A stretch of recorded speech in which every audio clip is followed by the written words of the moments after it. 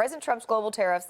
They're getting their day in court essentially today. So it's a 3-judge panel. Right. The Court of International Trade. Yeah. I had never heard of this court. They're going to hear whether to halt the levies. And this was all brought about by a wine importer.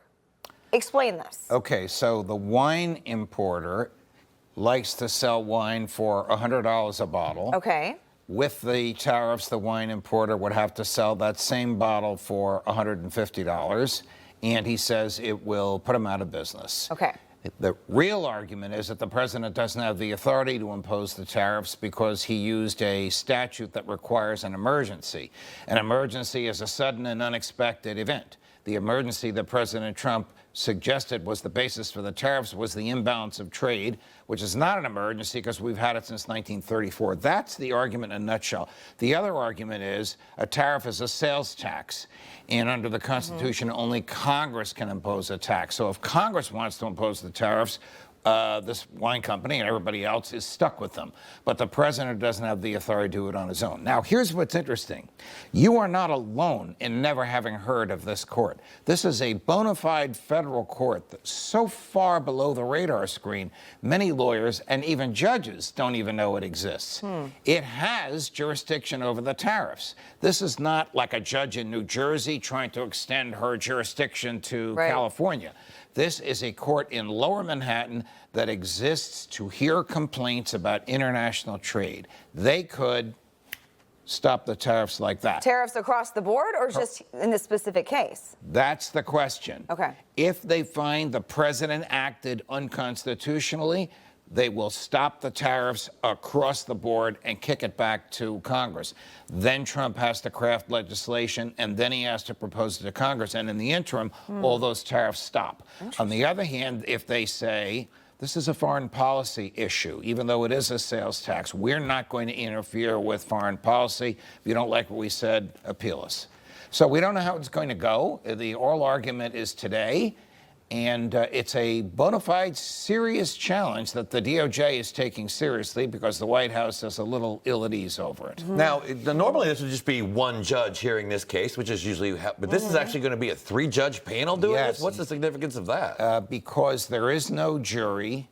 You have a 3-judge panel. Everybody agrees what the facts are. Everybody agrees the president imposed the tariffs. Here's the amount of the tariffs. Here's when he's imposed them.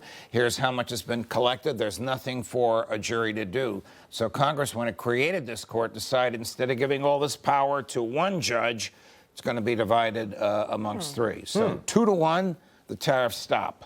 2-to-1 the other way, the tariffs stay. Or can be appealed. Yes, it can be appealed. So it can be appealed directly to the Supreme Court of the United States. So it's almost like this is a federal appellate court, which also sits in panels of 3. So I want to shift gears a little bit. We were talking about this off camera. Chief Justice Roberts speaking at Georgetown Law yesterday and kind of saying some things that we don't normally hear, especially out of judges on the Supreme Court. He said the rule of law is endangered. That's dangerous in itself, to be using that kind of language. What did you make of what he had to say yesterday? It is the harshest criticism I have ever heard out of a sitting Chief Justice of the executive branch. Even in the dark days of right before Richard Nixon's downfall, you didn't hear language like this out of Chief Justice Warren Burger about the way the White House is behaving. John Roberts is obviously sending a message to the executive branch. Don't tamper with the rule of law. Don't threaten judges. Don't attack them. Of course you can attack what they do. Of course you can disagree with what they say. The remedy is to appeal, not to attack them personally, not to threaten them, not to send messages to other people. Now, there's the Chief Justice. He's just one vote in the Supreme Court. However, as the Chief Justice, he controls a lot of things. He controls the calendar. He decides who writes the opinion. He controls the emergency calendar, and he has a lot of sway with his colleagues. Other than this is unheard of, I'm not sure how to interpret this. Some of what the government, the executive branch is doing is outside the law, and they should comply. A judge says so-and-so's entitled to a hearing before you deport him. You don't deport him. You give him the hearing.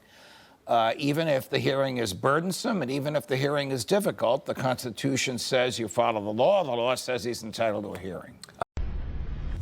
Information. Truth is freedom. Is Newsmax. It's real news for real people.